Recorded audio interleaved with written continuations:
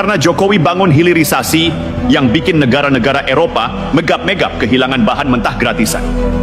Coba pikir, kenapa fitnah ijazah muncul pas Jokowi pensiun? Kenapa justru makin keras saat Gibran naik? Karena bagi mereka Jokowi tidak boleh punya legacy.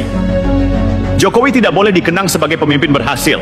Jokowi harus dipreteli citranya, biar bangsa ini ragu, biar sejarah ini kabur, biar proyek hilirisasi ini bisa dikacaukan.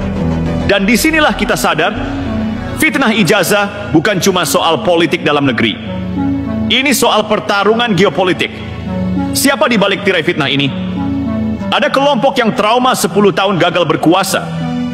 Ada mantan pejabat yang ingin comeback tapi tak punya panggung. Ada ormas-ormas yang kehilangan kucuran dana karena Jokowi rapikan anggaran. Dan jangan lupa, ada segelintir buzzer tua yang cari cuan dari fitnah, hoax, dan narasi benci. Roy Suryo itu bukan mastermind. Dia pion. Yang kasih narasi, kasih briefing, kasih skrip, itu bukan orang biasa. Itu elit politik sakit hati. Yang tak rela kekuasaan berpindah ke generasi baru, ke tangan Gibran yang masih segar dan dicintai publik muda. Kenapa harus waspada? Karena mereka akan terus menyerang. Hari ini ijazah, besok mungkin klaim Jokowi anggota orde tersembunyi. Lusa mungkin Gibran disebut anak alien. Dan publik akan terus dibombardir dengan omong kosong yang dibungkus kata-kata serius. Itulah senjata utama politik pasca kebenaran, post-truth. Ulangi kebohongan 1000 kali, biarkan viral, lalu tunggu sampai publik kebingungan. Dan kalau publik sudah bingung, itulah saat para dalang mengambil alih wacana. Tapi mereka salah target.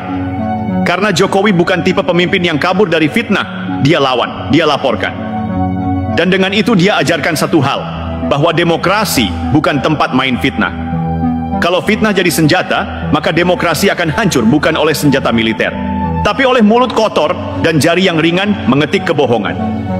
Kesimpulan sementara, fitnah ijazah palsu adalah proyek sistematis. Roy Suryo cuma aktor figuran. Ada kekuatan politik dalam dan luar negeri yang ingin menghapus legasi Jokowi.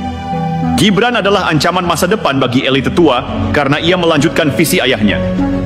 Rakyat harus waspada, karena setiap narasi yang disebar punya agenda tersembunyi. Sekarang mari kita buka permainan kelas kakapnya. Karena kalau bicara tentang Jokowi, kita tidak lagi bicara tokoh politik lokal.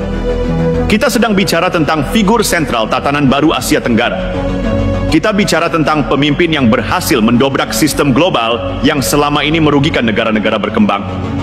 Dan itulah masalahnya, karena sejak Jokowi memulai hilirisasi, menolak Freeport sepenuhnya dikuasai asing, menantang mafia migas, hingga menciptakan poros kerjasama global yang tidak sepenuhnya tunduk pada Barat. Saat itulah tanda merah ditempel di dahinya.